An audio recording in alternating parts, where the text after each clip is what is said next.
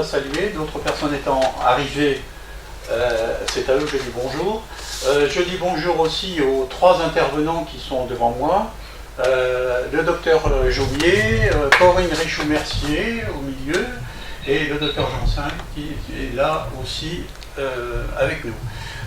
J'ai Catherine Jappiot, la vice-présidente, et donc elle nous accompagne à la manœuvre avec son mari qui est là, qui nous surveille au niveau technique, et heureusement qu'il est là.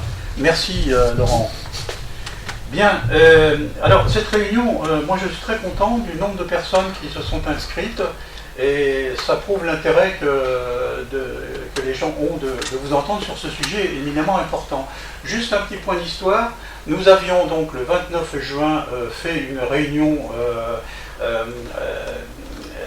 une conférence où intervenait une représentante du Conseil économique et social et environnemental qui nous a présenté le rapport sur la fin de vie qui a été travaillé au sein de la commission consultative sur la fin de vie et aussi au Conseil économique et social. Tout ça dans le but de préparer une loi. On se demande d'ailleurs si on prépare vraiment cette loi parce qu'on n'en voit pas encore l'arrivée. Et d'ailleurs, ce qui est assez surprenant, c'est que la ministre qui travaille sur la loi, sur le projet de loi, a, en courant novembre, donc c'est tout récent, demandé au professeur Chauvin un rapport sur tout ce qui concerne l'accompagnement et les soins palliatifs. C'est un rapport éminemment important, 80. Alors on ne comprend plus trop parce que c'est une loi qu'on attend depuis longtemps et on continue encore à consulter les uns les autres, etc. Bon, ça viendra peut-être, on nous l'annonce. En tout cas, ce document, qui est tout à fait intéressant, je ne sais pas si on le voit à l'écran, donne des perspectives concernant l'accompagnement qui méritent d'être soulignées. Ce rapport qui n'est pas encore public, hein, on l'a parce que nous on est bien vus, mais donc je vous en ferai une copie. C'est intéressant tout en sachant que moi je l'ai parcouru et je m'aperçois qu'en fait nous sommes assez bien lotis dans Lyon parce que vous êtes là en tant que représentants chacun dans votre spécialité du sujet des soins palliatifs, directives anticipées, et au fond, les grandes préconisations qui sont faites dans ce document, j'ai presque l'impression qu'on en a déjà une bonne partie. J'ai l'impression que Lyon est relativement bien doté sur le sujet des soins palliatifs, et c'est tant mieux. Alors, il n'empêche que c'est un sujet compliqué, les gens hésitent à parler de ça, ils hésitent de parler de la mort, et il faut, et on essaye, nous, dans le cadre de notre association, de vulgariser ces problèmes, parce que la mort fait partie de la vie, c'est incontestable, et il faut absolument qu'on approche autrement que par la peur ce phénomène. Alors, je vais vous demander à vous trois, peut-être docteur Jaumier, si vous le souhaitez, nous présenter un petit peu la situation sur le plan légal, à travers les lois léonétiques, classe léonétique, etc. Rapidement, à vous la parole. Bien, bonsoir à tous, merci de m'avoir invité. Pour revenir un petit peu sur l'évolution de la loi, je vais aller assez vite puisqu'il y a une très belle frise historique de la loi dans le rapport du CESE. Donc je ne vais pas... Très schématiquement, ça commence en 2002 par la loi Kouchner, puis 2005 la loi Leonetti, pardon, et 2016 la loi Claes-Leonetti, avec une évolution qui va vers la prise en compte de la vie du patient et son corollaire qui est l'apparition de la personne de confiance avec la loi Kouchner, puis la loi Leonetti qui incorpore dans cette loi en 2005 les directives anticipées qui vont évoluer avec la loi de 2016 sur une loi qui est sur des directives anticipées qui deviennent contraignantes mais qui sont plus limitées dans le temps, hein, pour compenser un petit peu les dérives qu'il pouvait y avoir sur les maladies neurodégénératives où les gens n'étaient plus capables au bout de 3 ans voilà. Et surtout en 2016, avec l'affaire Vincent Lambert, dont tout le monde a entendu parler, c'est la possibilité, sous certaines conditions, on y reviendra, de la sédation profonde, continue, maintenue jusqu'au décès. D'accord. On expliquera tout ça, ça me paraît important. Ce que j'aimerais peut-être que l'un ou l'autre nous dise, c'est aujourd'hui dans Lyon, la situation des services. Parce que tout à l'heure je disais qu'on est plutôt bien loti, mais pour le public, c'est quoi? Qui sont les services? Alors, je vais commencer, puis je vais laisser le relais. Sur le plan, il y a des unités hospitalières. Je pense que Corinne connaît mieux ça que moi, puisqu'elle a travaillé longtemps dans le secteur hospitalier. C'était bien créé, non Oui, j'ai en effet été sur la première équipe mobile de soins palliatifs qui a été créée suite justement à la loi Kouchner. Et après, j'ai aidé vraiment l'hôpital d'Auxerre à diffuser la démarche palliative tout au sein de l'hôpital d'Auxerre avec l'équipe mobile de soins palliatifs. On a en amont travaillé aussi sur le département, avec tout le département, avec les gens de Sens, avec la Vallonnée, avec Tonnerre. On a vraiment fait un grand partenariat sur tout le département. Et puis après, j'ai aidé aussi en effet à la construction du regroupement des lits identifiés qu'il y a sur l'hôpital d'Auxerre. D'accord. Mais du coup, on a toujours travaillé en lien à la fois à l'intérieur de l'hôpital et à la fois à l'extérieur de l'hôpital. Voilà, c'est pour dire qu'il y a des structures hospitalières. Oui. Globalement, il y a une vingtaine de lits. Une vingtaine de lits sur le département qui se répartissent en 12 lits d'unités de soins palliatifs qui sont à Sens, une huitaine de lits étiquetés, ça s'appelle LISP, lits identifiés soins palliatifs, donc qui sont sur Saint-Germain à Auxerre, et puis quelques lits. Voilà. Voilà. Tout à fait. On a vraiment un regroupement de 5 lits identifiés qui fonctionnent comme une unité de soins palliatifs sur l'hôpital d'Auxerre et un regroupement de 10 lits qui est une vraie unité de soins palliatifs avec le personnel dédié à la prise en charge et à l'accompagnement qui se situe à Sens. Mais nous avons aussi des lits identifiés sur l'hôpital de Tonnerre, il y en a aussi sur Avallon. Je me permets de rebondir. Vous dites personnel formé. Oui. Vous pouvez nous dire un mot là-dessus? Exactement. Le personnel est formé.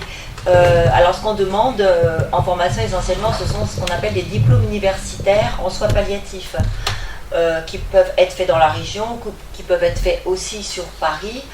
Et en ce qui concerne les unités de soins palliatifs, en ce qui concerne tous les gens qui travaillent sur les équipes mobiles de soins palliatifs, les personnes qui travaillent aussi sur les lits identifiés de soins palliatifs, il doit y avoir obligatoirement dans ces unités du personnel ayant fait ces fameuses études universitaires qui se font des études en 1 an ou en 2 ans, ça dépend si on a envie après d'être formateur sur les soins palliatifs. C'est obligatoire quand on veut travailler en soins palliatifs. Très bien. Et après, les gens qui sont dépositaires de cette formation transmettent leurs compétences au sein de l'équipe et au sein d'un hôpital ou d'une structure, mais il en va de même aussi en ce qui concerne les réseaux qui se déplacent à l'extérieur. Bien, donc, question, ça suffit parce que vous nous donnez le nombre de lits, donc une vingtaine globalement, disséminés sur le département. Sur le département, vous n'avez pas parlé d'Avallon. Si. Pardon. Il y a des listes. D'accord. Aussi sur le service donc de là, on est sur d'Avallon. la structure hospitalière. Oui. Voilà. Mais c'est suffisant, monsieur? Non. Alors, il y a une structure hospitalière et vous avez des équipes mobiles de soins palliatifs. Corinne a commencé à l'ébaucher. Il y a d'abord une équipe mobile de soins palliatifs intra-hospitalière qui intervient dans les services. Dans le service. Voilà. Et qui fait le lien avec l'équipe de soins palliatifs extra-hospitalière qui intervient dans tous les lieux de vie, c'est-à-dire le domicile et entre le domicile et les maisons de retraite. Alors, ça, c'est le réseau Opal, dont je fais partie, et qui se décompose en deux équipes. Il y a une équipe sur Sens, qui comprend 3 médecins, mais le Christian Gaillard qui a créé l'unité d'équipe mobile de soins palliatifs du domicile prend un peu de retrait pour l'instant, donc il est essentiellement 2 médecins sur Sens et on est 2 médecins au CERF. D'accord. Et on fait tout le sud du département et Sens le nord du département. Alors, vous êtes des professionnels. Il y a des associations qui interviennent à côté de vous, en complément. Vous voulez nous parler de ça? Voilà. Alors, dans l'équipe, vous avez... Dans l'équipe, il y a donc un médecin, 3 infirmières, enfin, en gros 3 médecins, 3 infirmières coordinatrices, une psychologue et une secrétaire. Et donc on intervient à domicile, etc. Parallèlement aux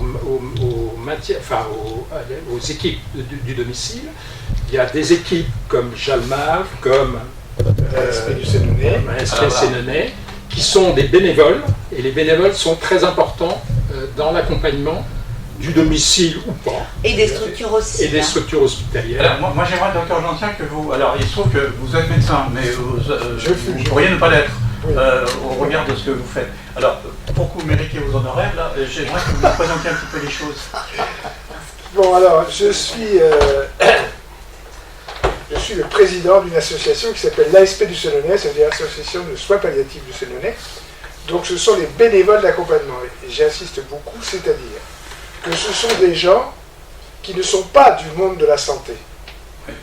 Et qui, pour rentrer dans le monde de la santé, ont besoin, et c'est tout à fait normal, d'être formés dans ce sens-là. Il y a des formations qui sont chez nous, comme on habite à 100 km à peu près, un peu plus de Paris. On va se former à Paris, il y a une nouvelle structure qui s'appelle Être là, qui assure des formations. D'abord, formation initiale pour les bénévoles.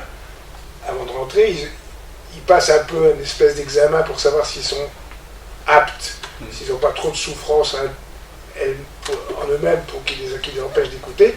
Donc, je définis les bénévoles d'accompagnement comme étant des grands cœurs et surtout des grandes oreilles.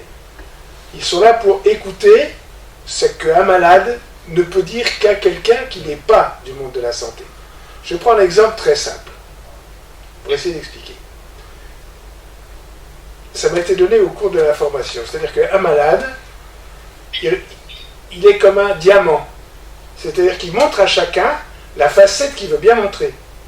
C'est-à-dire qu'il montre au médecin, il montre une facette du malade, qui écoute ce que dit le médecin, qui est d'accord avec ce que fait le médecin, qui accepte ce que fait le médecin, qui a confiance dans le médecin. La facette avec l'infirmière. Il y a la facette avec l'infirmière, il y a la facette avec l'aide-soignant, il y a la facette avec la personne qui vient faire le ménage dans sa chambre, qui vient lui apporter à manger, et il y a la facette avec le bénévole. Avec le bénévole, on peut dire tout ce qu'on a sur le cœur sans blesser et sans... Je vais prendre un exemple très simple. Vous êtes malade au fond de votre lit, c'est votre peau, et vous sentez bien qu'il y a quelque chose qui ne va pas. Allez dire à votre famille que vous êtes en train de mourir. Vous voyez la femme du monsieur qui entend son mari lui dire « Tu sais chérie, je sens que je suis en train de mourir. » Vous voyez les enfants du monsieur qui disent « Vous savez, je suis en train de mourir. » Il ne peut pas, c'est absolument humainement impossible. Donc il va le dire à qui? Au médecin, il ne peut pas trop le dire non plus, parce que le médecin va dire « Mais on va faire en sorte que... » parce que la position du médecin par rapport à la mort n'a pas toujours clair. Avec l'infirmière, mais on fait tous les soins nécessaires. Donc c'est un exemple, bon, j'exagère un tout petit peu, mais c'est quand même... Non, mais il y a beaucoup de chemins qui ont été faits de ce côté-là. Mais bon, le bénévole est pour moi essentiel, parce que ce sont les témoins de la société. Ce n'est pas les témoins du monde de la santé. C'est ça qui est important. C'est ça qui est important. Vraiment, c'est du monde de la société. Et du coup, en ce qui concerne les bénévoles, je crois qu'il faut vraiment comprendre que dans les soins palliatifs, on ne peut pas travailler seul. Le médecin ne peut pas travailler seul, le cadre ne peut pas travailler seul, l'infirmière non plus. C'est-à-dire qu'on est vraiment sur une prise en charge pluridisciplinaire. Comme disait Alain, et c'est vraiment important, il y a à la fois la santé, mais il y a aussi la psychologue, il y a aussi l'assistante sociale, il y a les bénévoles. Tout ça, en fait, ça forme une équipe pluridisciplinaire. Parce que ce que tu disais, c'est vraiment extrêmement important. Le patient, il a plusieurs facettes. Il ne dira jamais les mêmes choses à un individu ou à un autre. Et ce qui permet de recueillir une parole authentique, c'est le fait d'être justement plusieurs personnes à des niveaux différents. Et les bénévoles font partie intégrante des équipes dans les services, ils ont un lieu de transmission. Et au bout du compte, quand on croise tous les regards des différents intervenants et ce que le patient a dit, on a une vue la plus objective possible parce que chaque personne est complètement unique et identique. Certains vont se livrer à des choses difficiles, parler de leur futur mort aux médecins, à leur famille ou aux bénévoles. Les histoires sont tellement singulières, elles sont tellement différentes. Mais la richesse de l'accompagnement en soins palliatifs, c'est ça. Et c'est ce qui est vraiment dans la formation quand on parle de personnes qui sont formées à l'accompagnement de soins palliatifs, que ce soit les professionnels ou que ce soit les bénévoles. Moi, j'enseigne pour les bénévoles de Jalmal. J'ai participé samedi dernier à une formation pour les bénévoles de Jalmal. C'est vraiment essentiel et c'est vraiment important de comprendre tout ça. Moi, ce qui m'inquiète un peu, si vous permettez, c'est vous êtes combien sur le Sénonais? Comme bénévole? Oui.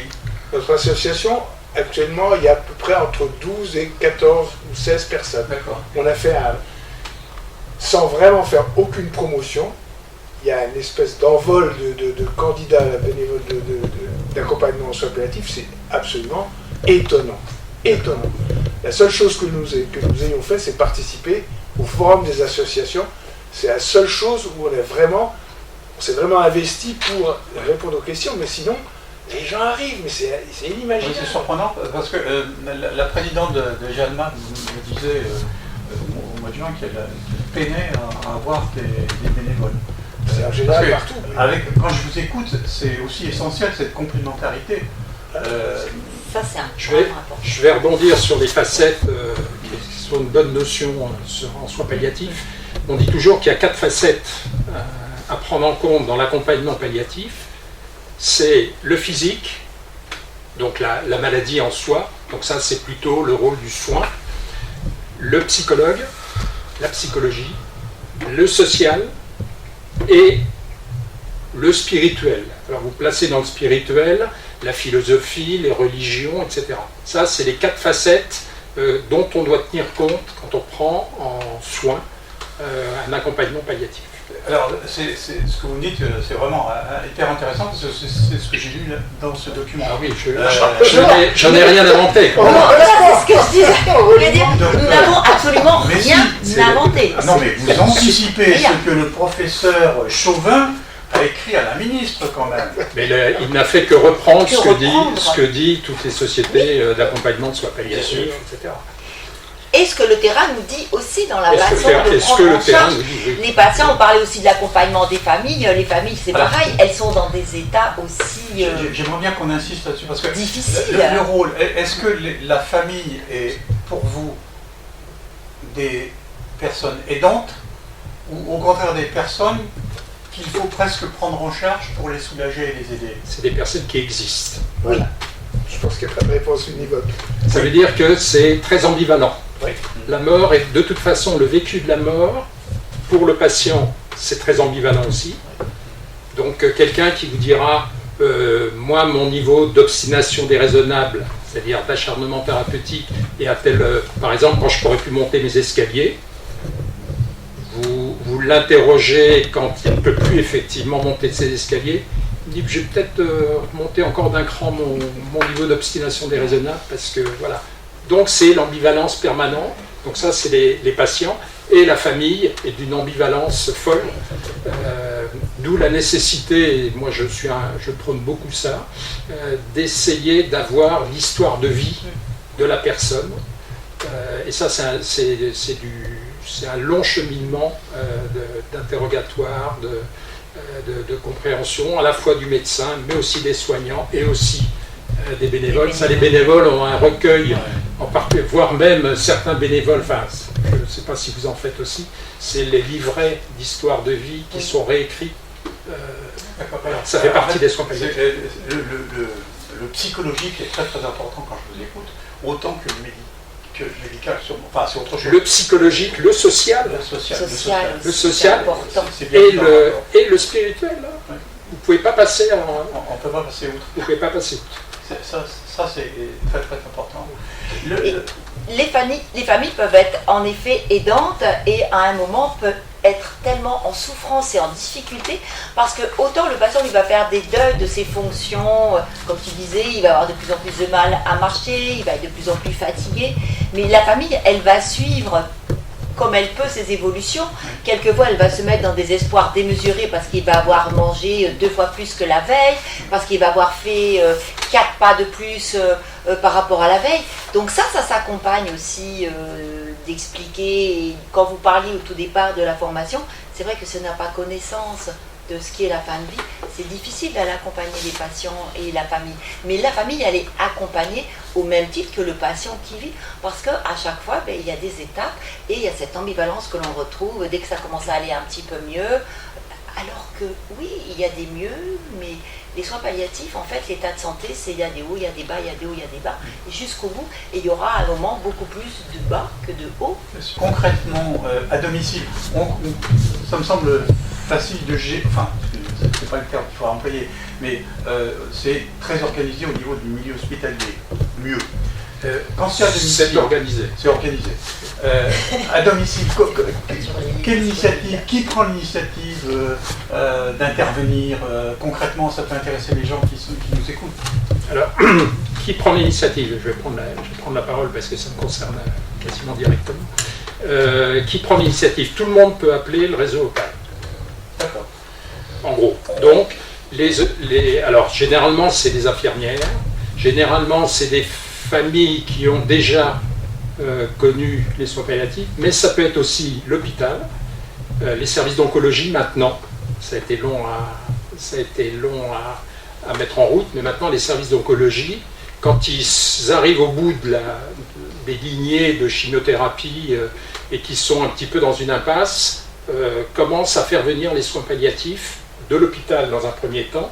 Et nous, on a un lien régulier avec l'équipe mobile de soins palliatifs de l'hôpital au niveau de notre propre structure du domicile. D'accord. Alors, je signale pour les gens qui nous regardent ou écoutent, c'est que nous mettrons sur le site de Vivre Lyon toutes ces adresses, ces numéros de téléphone, d'OPA, la Centre, d'OPA, de OCR, etc., de toutes les structures qui travaillent sur les bénévoles, bien sûr, de manière à ce que les gens puissent éventuellement intervenir d'elles-mêmes, c'est le souhait de la famille. Alors, docteur. Je mets un bémol à ce que vous dites parce que les bénévoles d'accompagnement donc, ne sont pas du monde de la santé, mais n'interviennent que sur demande du monde de la santé. C'est-à-dire c'est l'équipe médicale, l'équipe soignante, qui demande aux bénévoles d'aller voir la personne. Il n'y a aucune initiative du bénévole qui choisit d'aller voir une personne plutôt qu'une autre, et il n'y a aucune initiative de la famille ou du malade lui-même de demander à bénévole. C'est toujours en lien et c'est toujours dépendant de l'équipe médicale. Ça, il faut le dire absolument, c'est-à-dire, c'est pas du tout... Alors, l'équipe médicale, c'est ton médecin propre, c'est qui? Dites-moi. Non, l'équipe de soins palliatifs. Oui, d'accord. Je prends l'exemple. Mais il faut bien que quelqu'un aille vers eux. C'est oui, l'équipe de soins palliatifs. Quelqu'un, un bénévole, intervient auprès d'un malade, que ce soit à l'hôpital, que ce soit à domicile. Parce que tout à l'heure, mon confrère a dit à la maison de retraite, mais la maison de retraite, c'est le domicile des gens. C'est un lieu de vie. C'est un lieu de vie, c'est leur domicile. C'est pas la maison de retraite, c'est pas une maison de retraite, c'est le domicile des malades. C'est quand même hyper important de considérer comme ça. Bon, bref. Mais donc, un bénévole n'intervient jamais de son propre chef, et c'est pas un malade qui demande à un bénévole de venir. La technique, si j'ose dire, des bénévoles, c'est qu'ils ne sont jamais tout seuls, ils font toujours ça en binôme. Pourquoi? Pour qu'il n'y ait pas de relation trop intime et trop liée, parce que cette relation, obligatoirement, elle se termine à la mort de la personne. Et si vous êtes trop impliqué personnellement et tout seul dans un lien comme ça, c'est insupportable. Donc les bénévoles ont aussi, une fois par mois, un groupe de parole pour partager entre eux toutes les difficultés qu'ils ont vécues. Entre eux, avec les malades.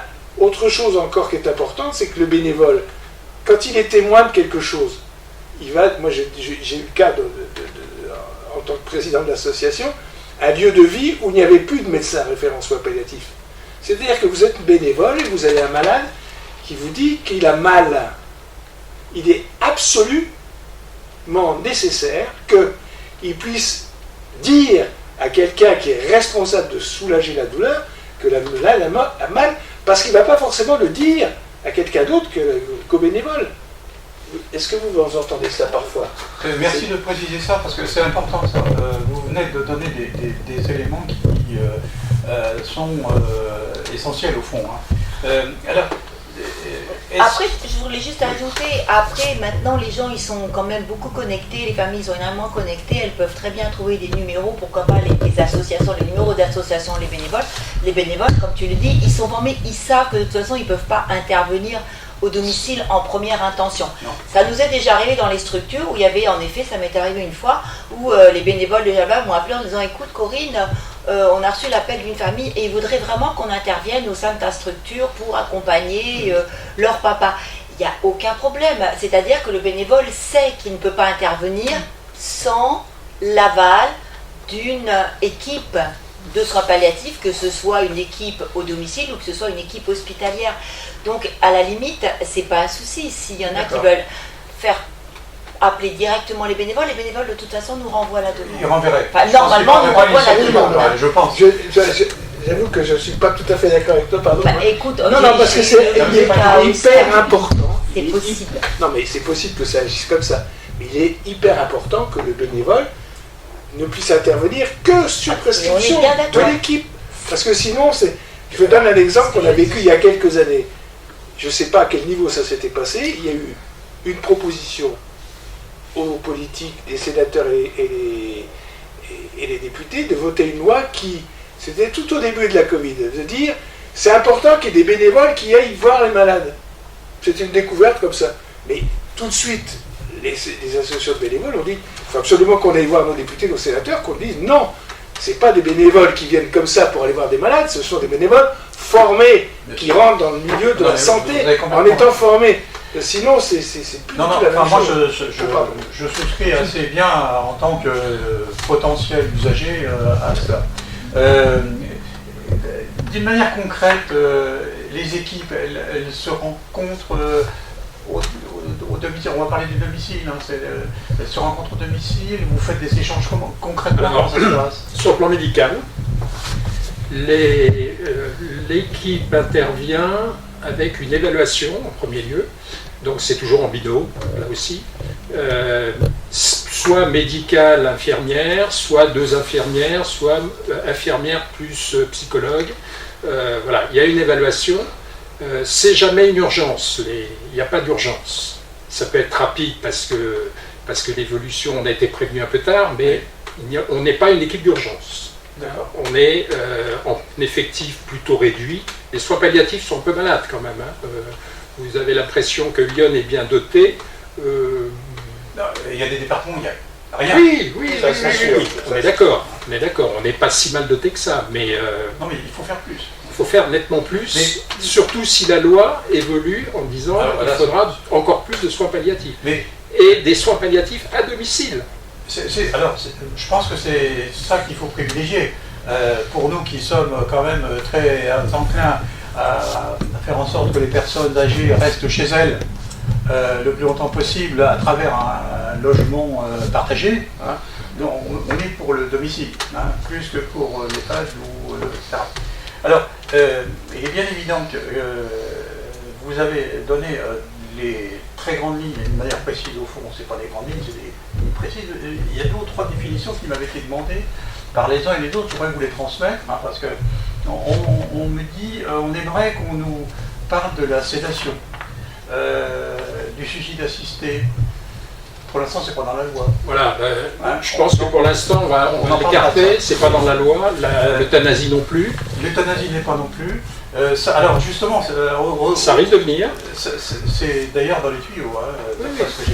Il est certain qu'il y a des situations qui sont excessivement rares, mais sur des maladies un petit peu neurodégénératives, je pense à la maladie de Charcot, où on peut quand même se poser la question au bout du bout, s'il ne faut pas, voilà, il y a une interrogation à faire. Moi, je vais donner mon opinion de médecin de soins palliatifs, enfin en tant que médecin, je pense que c'est une situation qui est toujours très complexe, qui doit être discutée, étudiée en fonction de l'histoire de vie de la personne, de réitérer la volonté d'eux. Ça ne doit pas se faire d'une manière simple. Non, voilà. Mais il faut attendre cette loi et voir ce qu'on en fera, parce que effectivement, j'ai entendu il y a 2 jours une émission à la télévision où vous aviez le président des urgentistes, qu'on voit souvent à la télévision. Je me demande s'il fait des urgences d'ailleurs. Si, il est encore dans le SAMU. Quand même, bon. De temps en temps. Et lui prenait soin de dire, mais non, on n'a jamais fait d'euthanasie, j'ai pas le droit de vous le dire. Ce qui paraissait quand même assez... Et effectivement, on vivement qu'il y ait une loi, parce que les médecins sont dans une sacrée position aujourd'hui. Ils n'ont pas le droit, mais ils le font. On va pas le dire, c'est quand même ça, la vie. D'ailleurs, Jean-Louis Duros ne dirait pas le contraire. Il l'a déjà dit. Alors, je voudrais que, si ça vous ennuie pas, est-ce que vous pourriez nous parler effectivement de l'aide active à mourir, parce que ça, la sédation, c'est prévu quand même dans les textes. Alors la sédation, c'est pas une aide active à mourir. Alors donnez cette non mais la différence, c'est l'aide active à mourir, c'est le suicide assisté, l'assistance au suicide et l'euthanasie. Ce qui n'est pas aujourd'hui permis. Actuellement, ce n'est pas autorisé. Je dis pour les personnes qui m'ont posé les questions. Ça, c'est l'aide active à mourir. D'accord. Et la sédation, c'est en fait, dans certaines conditions, je vais résumer ce que disait Jean Leonetti, c'est la possibilité d'endormir le patient pour qu'il ne se voit pas mourir. Voilà. Il y a plusieurs types de sédation. Il y a des sédations qui sont transitoires, il y a des sédations qui sont... et puis il y a la sédation profonde. Donc là, on prend volontairement la volonté d'endormir le patient et on laisse la mort survenir. Le patient, donc, avec son accord, en précisant bien les choses de la famille, et ce qui est surtout la différence entre la loi Leonetti et la loi Clay-Leonetti, c'est que, après l'histoire de Vincent Lambert, justement, il a été décidé que les perfusions étaient un traitement et non pas une hydratation standard, et que les poches d'alimentation qu'on passait devenaient aussi un traitement. Parce que c'était considéré comme de l'alimentation et de la traitation. Et ça, c'est important parce que quand on laisse des perfusions d'hydratation ou quand on laisse des poches d'alimentation, on prolonge la vie. Donc la loi Clay a été intéressante par rapport à ça, c'est-à-dire qu'elle a décidé que ce n'était plus de l'alimentation et d'hydratation, mais que ça faisait partie des traitements au même titre que des traitements pour la sédation ou les antibiotiques ou des choses comme ça. Et ça a été vraiment une avancée dans la loi, et ça a été une avancée aussi pour les soins palliatifs, parce qu'à partir du moment où on arrête, puisque c'était le cas pour Vincent Lambert, où on arrête ces poches d'alimentation et où on arrête l'hydratation, la mort naturelle arrive. La mort naturelle, c'est quand même, au bout d'un moment, on n'a ni soif ni faim. Tous les êtres humains qui sont sur le mourir n'ont plus ni soif ni faim. Corinne a raison sur le principe, sauf que quand vous arrivez au bout du bout, hydrater et nourrir, c'est plus délétère que de laisser agir. Ça, tu peux le dire. Voilà. Et c'est vrai. Ça, c'est-à-dire l'inconfort est majeur si vous continuez à hydrater, parce que les poumons se remplissent. Vous avez un cœur qui faiblit de plus en plus, donc vous avez un œdème pulmonaire derrière. Donc ça devient très, très inconfortable, etc. Donc je mets juste ce bémol. Alors effectivement, si on décide bien en amont d'arrêter les médicaments, je veux dire, avec la loi Claes-Leonetti, les patients qui sont alimentés, comme Vincent Lambert était alimenté par une gastro-entérostomie, c'est-à-dire une alimentation entérale directement dans l'estomac, la discussion c'était est-ce qu'on peut arrêter cette alimentation ou pas. C'était le conflit entre la mère et la compagne. On parlera tout à l'heure des directives anticipées parce que ça... C'est un peu ça. Mais je reviens sur là, à ce moment-là, quand vous arrêtez une alimentation, quand vous arrêtez une hydratation, qui sont des médicaments comme l'a dit Corinne, à ce moment-là, vous avez un inconfort qui est créé par une personne qui a encore un cœur qui va relativement bien, etc., etc. Donc là, vous avez la possibilité de prévenir ces inconforts en faisant une sédation profonde et continue. Très bien. Oui, ça, c'est il y a important. trois situations. Il y a trois situations avec la loi Claes-Leonetti. C'est la personne qui est consciente et qui arrive au bout du bout, qui a un pronostic vital à court terme qui est très mauvais, enfin, qui est quasiment en jeu. On n'arrive pas, il a des inconforts majeurs, on n'arrive pas à se soulager. Alors les inconforts majeurs, c'est essentiellement la douleur, c'est l'anxiété, l'agitation, le mal vécu de cette fin de vie, et c'est la troisième que j'oublie, l'encombrement bronchique. Voilà, l'encombrement bronchique, essentiellement les trois d'étouffement qui sont pris en compte par les soins palliatifs. Première situation, la personne arrive au bout du bout à une maladie grave, il faut qu'elle ait une maladie grave, qu'elle ait des symptômes dits réfractaires, c'est-à-dire qu'on n'arrive pas à traiter, et troisièmement, qu'elle soit avec un pronostic vital à court terme bien en jeu. Bien en jeu, c'est actuellement 15 jours. D'accord. En France. Alors, justement, moi, ça m'amène à une question de Béotien. Pronostic vital en jeu, à 15 jours en plus. Mais vous avez des maladies qui ont un pronostic vital beaucoup plus... C'est tout à fait... Et par contre, la personne souffre d'une manière insupportable. Alors, elle souffre d'abord parce que la douleur en France n'est pas traitée. Ou mal. Mal. Quand je dis n'est pas traité, c'est maltraité. La formation, d'abord la morphine, ça fait peur. Morphine. Ah ouais, tiens, ça j'ai... Maltraitance. Maltraitance, morphine. Voilà, c'est la morphine.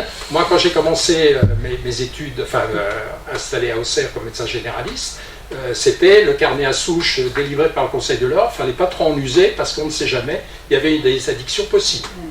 Bon, maintenant, c'est plus facile. Mais il y a encore cette appréhension. Puis il y a des règles à suivre aussi, hein, que tout le monde ne connaît pas. On ne peut pas faire n'importe quoi avec la morphine. Mais les gens qui ont la pompe quand on... Et ça, c'est...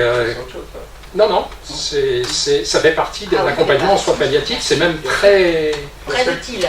C'est drôlement bien quand on est opéré et puis qu'on a ça... Et bien, en soins palliatifs, on a la même chose. D'accord. Non seulement sur la morphine, mais en plus sur un dérivé du Valium qui s'appelle le midazolam, qui permet de vaincre tout ce qui est anxiété, agitation, etc. D'accord. Avant de passer au chapitre des directives anticipées, je voudrais demander si quelqu'un a des questions. Jean-Loup Duros, éventuellement. Moi, j'avais une question à Jean-Loup Duros parce qu'il me dit... il nous parle de traces de vie. Je ne sais pas ce que c'est que traces de vie. Oui. C'est une association. Oui, c'est celle qui écrit. Oui. C'est celle là. C'est parce que avec l'association Agir, on a fait en soirée il y a un mois et demi une présentation de ce qu'était une biographe qui travaillait dans une association. Qui est reliée à la famille. Et ce sont des personnes qui entendent et écoutent dans le discours des gens qui sont plutôt en fin de vie, mais pas que. Pour qu'ils puissent prendre en note comme un livre, qui est le livre qui raconte l'histoire que la personne peut bien raconter, à transmettre à ses enfants, ses petits-enfants, son mari, son conjoint. Et le fait de construire d'écrire un livre est quelque chose d'assez bénéfique pour la personne parce qu'ils ont quelque chose d'une espèce de vie pour après la mort et un élément. C'est bien ça. Donc c'est pas sur des... C'est surtout c'est un projet. C'est un projet. C'est un projet, parce que la grosse difficulté, je vais parler de moi, c'est plus simple. Il se trouve que j'ai pas peur de la mort, mais je ne sais pas comment je vais mourir. C'est pas pareil. La mort, c'est un phénomène, et à un moment donné, c'est comme ça, mais comment je vais vivre ce phénomène? Et ça, moi j'appelle ça le mourir. Et le mourir, c'est hyper important. Et tous les soins palliatifs, c'est aider au mourir le mieux qu'on peut. Non, mais la qualité du mourir. Voilà ce que Jean-Loup Duros nous dit. Moi, ce que j'ai compris, c'est qu'en fait, la personne écrit ou dicte, plutôt dictée, je suppose, des choses qu'elle a envie de transmettre. Oui. C'est un écrivain public. C'est un écrivain public. Et ça existe dans Lyon ou pas? Dans Lyon, j'ai pas notion. Jean-Loup peut te connaître peut-être. À Paris, oui, ça se fait. Je connais une personne qui est en train de se former et qui est venue assister à la formation qu'on a donnée. En Franche-Comté, il y en a un peu plus. Il a fallu chercher 3 traces de vie, dol, et puis on a... Voilà, c'est quelque chose qui se développe, qui se crée. Ça commence. C'est très bien ça. Hein. Merci Jean-Loup. Merci. Est-ce que... Tu me donnes la parole? Oui. Je voulais simplement que dans la présentation en particulier d'Opal, une présence importante d'Opal, c'est aussi parce qu'il y a quelques médecins et quelques équipes qui savent un peu se débrouiller en soins palliatifs, mais par contre ils ont besoin de collégialité, ils ont besoin d'avoir un accompagnement avec peut-être une infirmière, un médecin, pour entendre en tous les cas la difficulté d'une équipe dans un endroit EHPAD par exemple, mais peu importe. Et souvent cette collégialité est indispensable et doit être inscrite, je crois, dans la loi Leonetti aussi d'ailleurs. C'est-à-dire que c'est pas parce qu'un médecin pense d'une certaine manière que ça suffit, peut-être qu'il en faut deux pour avoir une direction à peu près cohérente et que la famille s'y sente plus à l'aise, parce que c'est souvent des familles qui veulent avoir un autre avis, etc. Et ben, c'est pas mal d'être deux pour décider. C'est ce que vous... En fait, l'objectif des équipes mobiles de soins palliatifs, elles sont vraiment là, elles pratiquent toutes. De toute façon, ça fait partie de l'essence même des équipes mobiles de soins palliatifs. Elles sont là pour travailler en collégialité. Elles se déplacent dans les structures, elles se déplacent dans les services comme le fait Opal. Et vraiment, l'objectif, c'est de collaborer, parce que les équipes mobiles, c'est pas elles qui prennent en charge les patients dans les structures de soins, c'est les équipes qui sont sur place. Et les équipes, quand on parle de collégialité, elles ont vraiment besoin, je dirais, d'une expertise supplémentaire, de quelqu'un qui soit de l'extérieur pour examiner la situation et voir tous les angles. La collégialité, elle est systématique.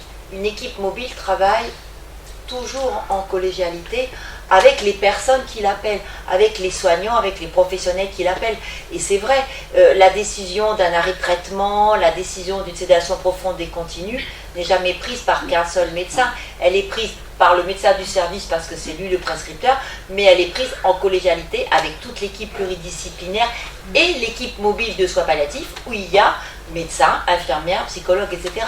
C'est vraiment à chaque fois une complémentarité et on réfléchit vraiment, on est tout le temps dans la réflexion bénéfice-risque, qu'est-ce qui va être le moins mauvais.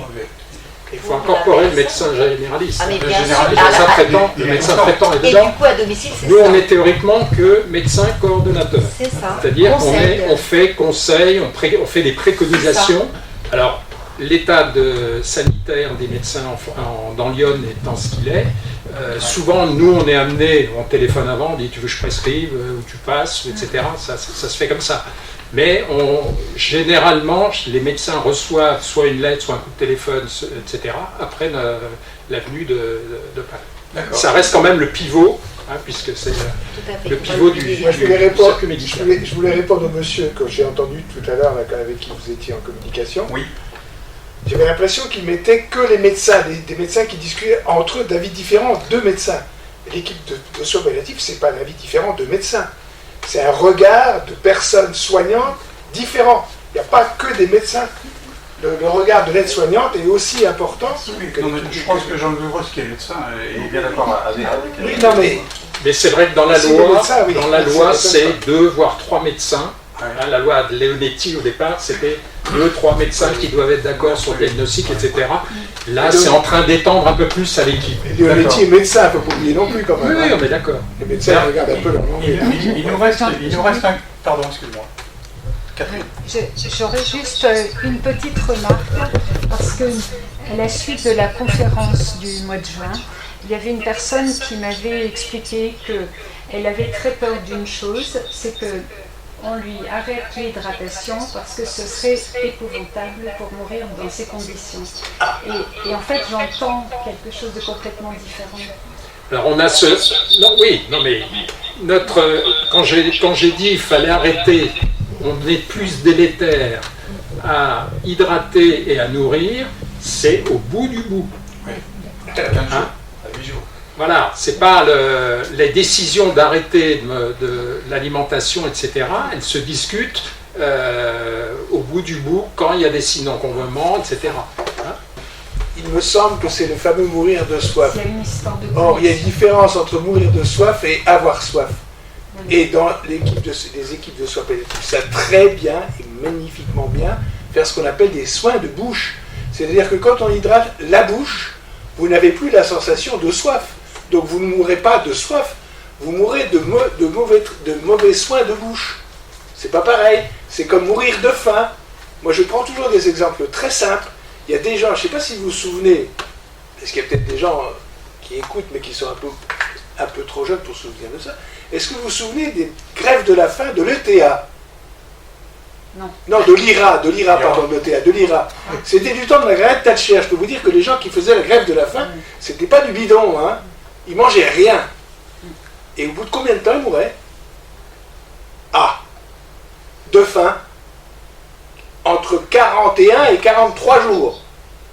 C'est-à-dire qu'on ne meurt de faim qu'au bout de 41 ou 43 jours. Et de soif. Oui. Et de soif, c'est plus rapide. De soif, c'est plus rapide, mais c'est pas... Mais il suffit de très peu de choses. Hein. Non, quand si vous faites n'êtes pas rien, hydraté, si vous n'êtes pas hydraté, quand vous faites rien, faut peut-être que je tourne. Oui. Quand vous ne bougez pas, que vous êtes dans un lit, etc., il suffit de très peu de calories, très peu de... Alors moi j'ai un exemple que je donne toujours, c'est une femme qui avait décidé d'arrêter les médicaments, mais qui voulait, ça se passe dans... Jean-Louis Duros sait de qui je parle, elle était alimentée le matin par un demi-verre de jus d'orange, c'est tout, et le reste du temps, elle était tranquillisée sur l'antalgie avec la morphine et un petit sédatif, etc. Et elle a vécu pendant 32 jours. Ouais. Voilà. Donc c'est vous dire que quand on fait pas grand chose, on n'a pas. Alors c'est sûr qu'on maigrit, c'est sûr qu'on perd. Et on reste. Jean-Luc Duros d'ailleurs insiste sur la notion de collégialité. Au fond, c'est ça, prendre des avis médicaux, surtout ne pas partir seul. Mais c'est même plus que un avis médical. C'est un avis global sur les quatre facettes du diamant de Daniel. Et dans les unités de soins palliatifs, dans le regroupement d'identifiés sur Auxerre, on se réunit régulièrement ce qu'on appelle en staff pluridisciplinaire. Et la SH, celle qui fait le ménage et qui sert les repas, elle a autant d'importance. Et ce qu'elle dit au moment de ses staffs, elle explique, parce que le patient qui est dans son lit, c'est elle qui va le voir en faisant le ménage et peut-être en train de pleurer. Elle va remarquer des choses que l'infirmière n'aura pas remarqué, que le médecin n'aura pas remarqué, etc. Donc toutes ces facettes-là, c'est ça quand on parle de collégialité et d'importance de tous les gens qui gravitent autour d'eux, et les bénévoles aussi vont remarquer d'autres choses, vont voir et vont avoir d'autres confidences. C'est super important avant de prendre une décision. Jean-Louis Duros doit très bien connaître, puisque comme j'ai travaillé avec lui à la maison départementale de retraite, il sait très bien que la collégialité sur les soins intensifs, les soins palliatifs fonctionnait très bien. Oui, oui. Hein? Si vous permettez, compte tenu qu'il y a un problème de gestion de temps, bien sûr, j'aurais vraiment aimé, parce que j'ai eu beaucoup de questions sur la notion de directive anticipée. Alors, ces directives anticipées, il est vrai que les gens ignorent d'abord ce que c'est. Ensuite de ça, ils disent c'est difficile quand ils savent, et c'est difficile à remplir. Et une fois qu'on a écrit ça, qu'est-ce qu'on en fait? Nous avons d'ailleurs, pour ceux que ça intéresse, Catherine, tu peux peut-être montrer un exemple de formulaire qui a été élaboré par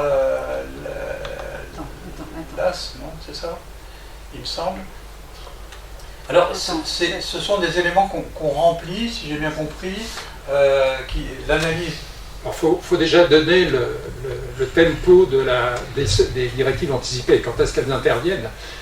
Tant que l'on est conscient, tant que l'on peut donner son avis, tout ce qui est en dessous, c'est-à-dire les directives anticipées, la personne de confiance, la famille, le médecin, à la limite, n'en tient pas compte pour la décision.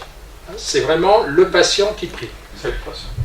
Par contre, quand il y a un petit doute, on prend à ce moment-là les différents éléments en dessous, c'est-à-dire le deuxième élément qui intervient si la personne n'est pas consciente, c'est les directives anticipées. Comment est-ce qu'il faut les formaliser? Je laisserai Daniel en parlait, puisque ça s'écrit sur du papier libre. On n'est pas forcé.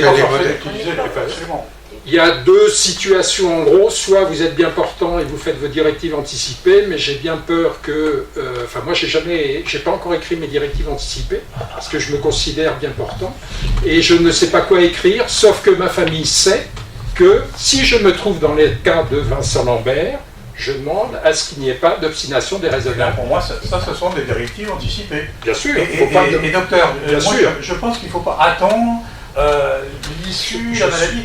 Demain, mettez-vous devant une feuille et rédigez votre directive anticipée. C'est excessivement difficile quand vous êtes... J'ai commencé par choisir les musiques que je voulais entendre le jour de mes obsèques. Parce que ça, c'est le plus facile. Mais vous avez raison. Mais ça ne fait pas partie des directives anticipées. Les seules choses qui comptent dans la directive anticipée, c'est ce qui est à trait médico-légalement à la médecine. Mais alors, moi, ce sur quoi j'insiste, c'est que les directives anticipées, on a tendance à dire j'ai bien le temps. C'est ce que vous êtes en train de dire d'ailleurs. Non. C'est pas que j'ai bien le temps. Non, j'ai pas bien le temps. Moi, je pense que le seul intérêt des directives anticipées, c'est de parler avec son entourage de la mort. Pour moi, c'est ça. Voilà. Et c'est ça l'essentiel. Et à ce moment-là, s'il y a quelqu'un si vous commencez à parler de la mort et de comment vous projetez dans votre, entre guillemets, reste à vivre, à ce moment-là, ça commence à devenir intéressant. Et éventuellement, vous pouvez le formuler. Absolument. Mais moi, ce qui m'inquiète, c'est justement ce manque d'envie de s'y intéresser. Parce qu'à 40 ans, à 35 ans, on peut avoir un accident de la route et se retrouver dans la situation de Vincent Lambert. D'où l'intérêt, à mon avis, c'est même... les directives anticipées, c'est quelque chose qui devrait être complètement naturel. Sauf qu'on a peur. Oui, c'est clair. Sauf qu'on a peur. Et c'est dommage. Parce que c'est... Mais les directives anticipées, en fait, ça renvoie à la mort. Et j'ai eu le cas encore dernièrement à une dame à qui on a demandé de nommer la personne, à l'hôpital, à la polyclinique, à qui on a demandé de nommer la personne de confiance et d'écrire cette directive anticipée.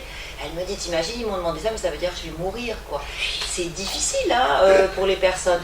En même temps, la loi a évolué, c'est-à-dire qu'entre les directives anticipées que l'on écrit quand on est en bonne santé et les directives anticipées que l'on écrit quand nous sommes malades, là, c'est deux choses différentes. Ça évolue.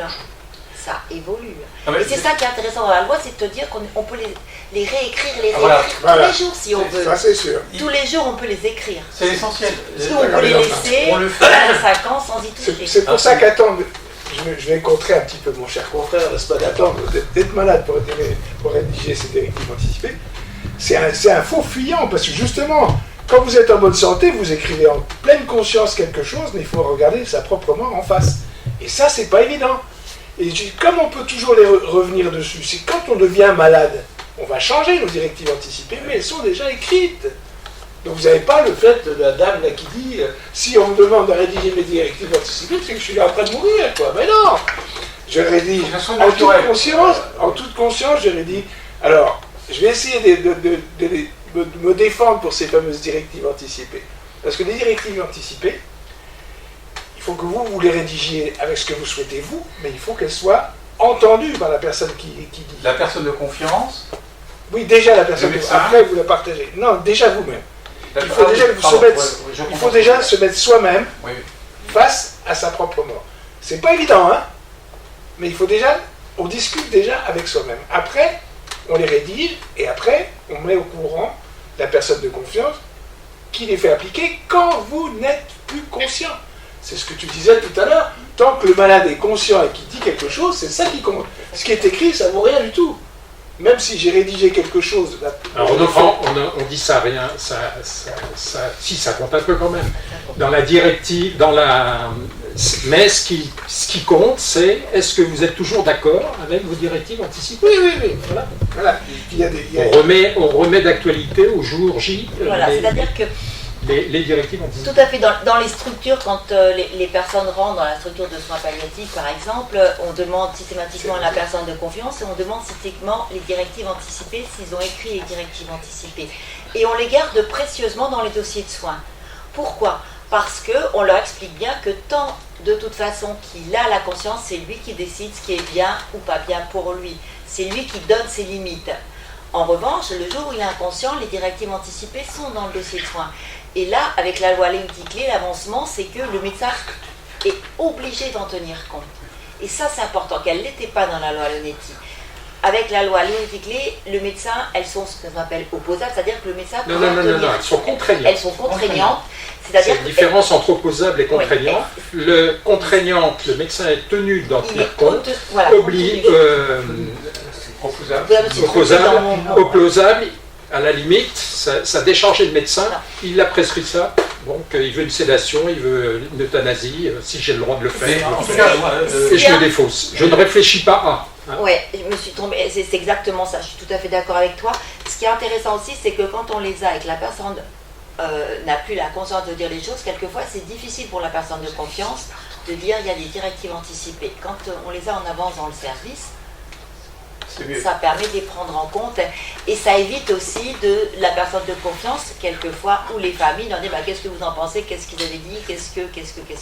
Ça évite aussi d'avoir toute la culpabilité des familles, parce que ça aussi il faut y penser, d'avoir cette culpabilité des familles où ils sont obligés quelquefois de prendre, ils ont l'impression d'être obligés. Après, nous en soins palliatifs, on est comment à leur dire que non, c'est pas vous qui allez prendre la décision, c'est nous, équipe de soins palliatifs, donc pluridisciplinaires, qui allons prendre la décision par rapport à ce que vous nous dites de ce que la personne a dit.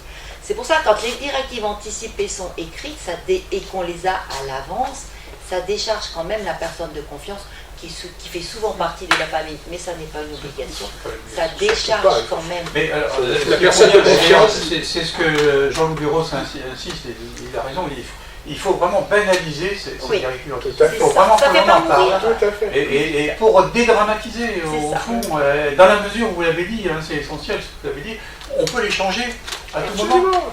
Donc, il n'y a pas de souci. Alors, il y a un point, je suis désolé parce que l'heure avance, il y a un point, c'est une question qui m'avait été demandée à la suite de la réunion, et je crois que la personne assiste à notre visioconférence. Ça concernait la directive anticipée concernant un majeur protégé. Alors ça, effectivement, ça pose problème lorsqu'il y a un certain nombre de dispositions de protection de telle ou telle personne qui se trouve, elle, dans la situation d'être malade, âgée, etc. Alors, je voudrais préciser une petite chose quand même, c'est que quand il s'agit d'une curatelle, par exemple, la personne n'a absolument pas à référer au curateur ni au juge des tutelles. Là-dessus, il y a des éléments qui sont un peu faux. C'est pas parce qu'il y a un mandat de protection que pour autant il y a obligation de saisir le juge. Par contre, ça dépend de la mesure. Là, quand je vous parle de curatelle, c'est une des mesures les plus faibles en matière de protection. Et si on parle de tutelle, notamment, eh bien là, on n'est plus dans le même cas. Il faut absolument avoir l'accord du juge des tutelles par rapport à ces directives anticipées. Et je me permets d'insister, pour avoir été responsable pendant très très longtemps de service de mandataire judiciaire, ça n'est pas au tuteur d'intervenir. Le tuteur doit être aidant dans la rédaction, éventuellement, mais ce n'est pas au tuteur de décider quoi que ce soit. C'est au juge des tutelles. Je me permets de le dire, et croyez-moi, j'ai eu déjà l'occasion de le rappeler il y a de très nombreuses années. Le tuteur n'est pas forcément la personne de confiance. Et j'ai tendance à penser qu'il ne faut pas. Voilà, mais je veux dire, c'est à la libre appréciation du juge de...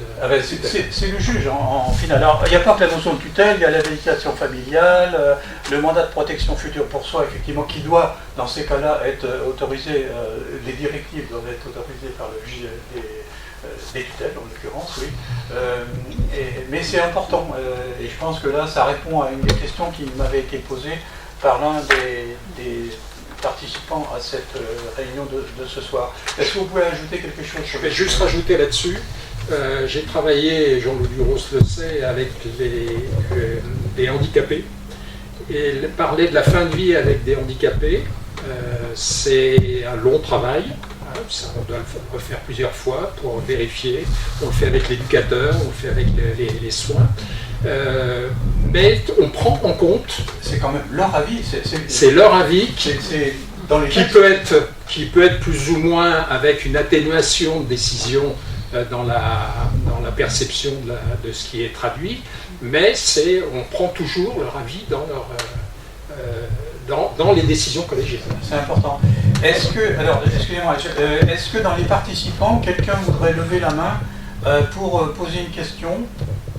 Le docteur Duros a fait plusieurs interventions par Oui, et notamment il nous dit en Suisse, il y a le tuteur des biens et le tuteur du bien-être qui donne qui donne ce dernier des avis sur le traitement et fin de vie. Alors, en France aussi, il n'y a pas qu'en Suisse, en France il y a le tuteur au bien, et effectivement il y a le tuteur à la personne ou la tutelle à l'ensemble.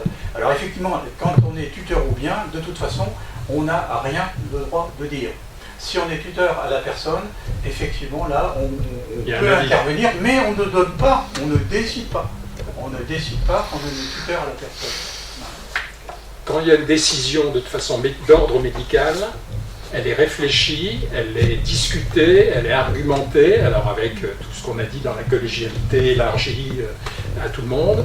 De toute façon, en France, la responsabilité, c'est sur une personne. Donc celui qui prend la décision, c'est celui qui est le mieux payé, c'est-à-dire le médecin.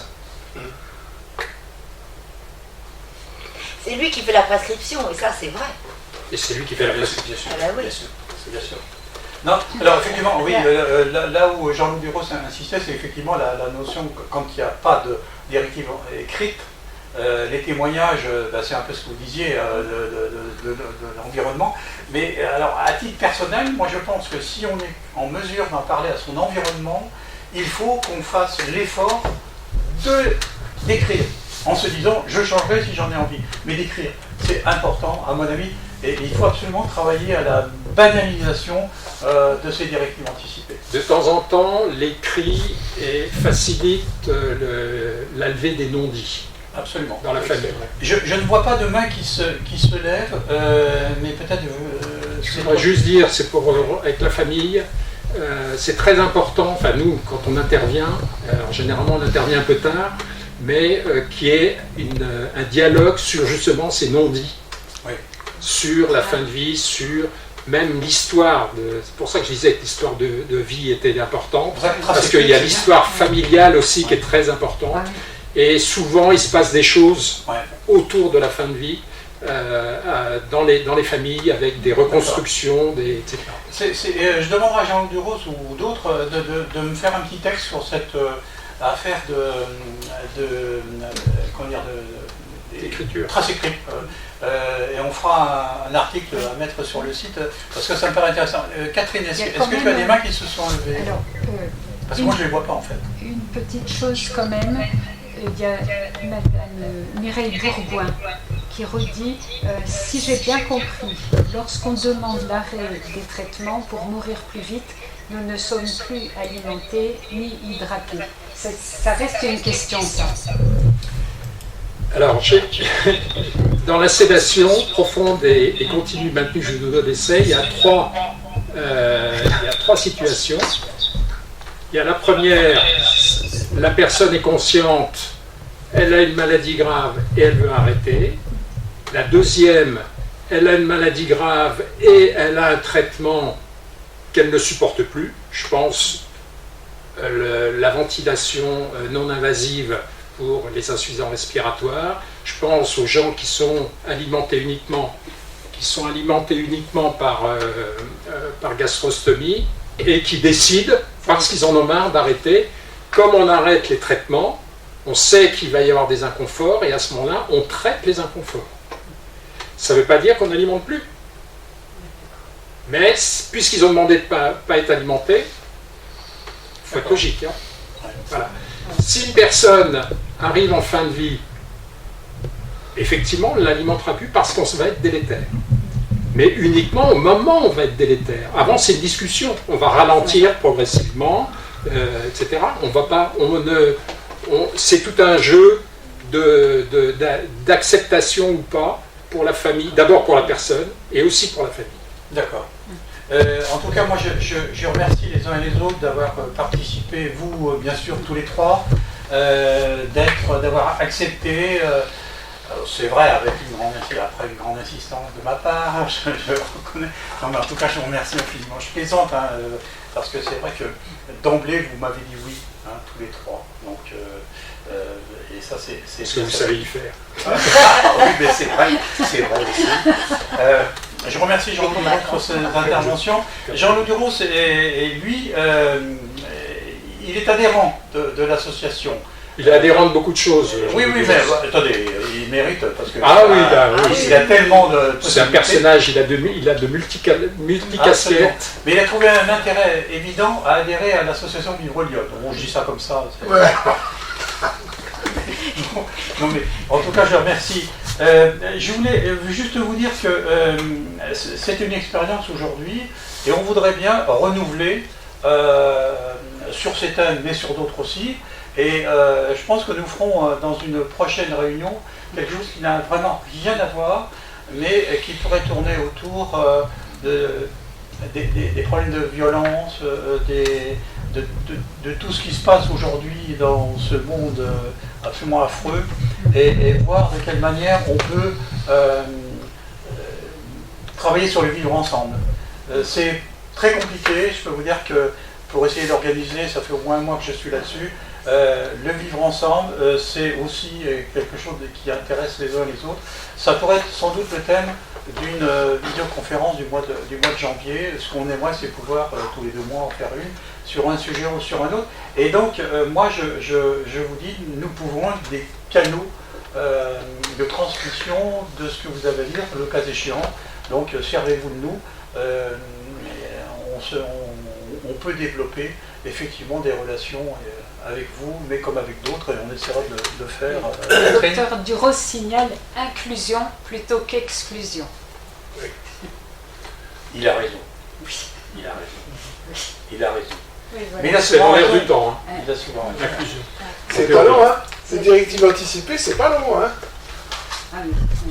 C'est pas long. Si on prend, voilà, ça c'est bien, mais si on prend les éléments qui nous sont donnés par la haute autorité de santé ou par le ministère, c'est beaucoup plus complet. Non, parce que ça va plus loin que sans doute.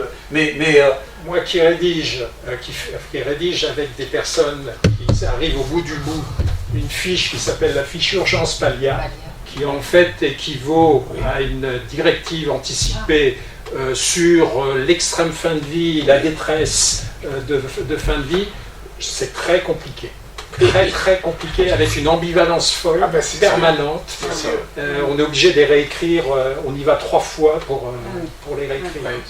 Les insuffisants respiratoires, et je peux vous dire que... Voilà. En tout cas, merci à vous qui nous avez entendus et regardés des fois dans la difficulté. J'ai compris que par moment il y avait des problèmes, il y a des coupures de son. Des coupures de son. Mais je vous rassure, pour avoir assisté lundi à une visioconférence qui était nationale avec 200 ou 300 participants, et ben les coupures de son et les problèmes, et j'espère que non. Mesdames, messieurs, je vous dis au revoir.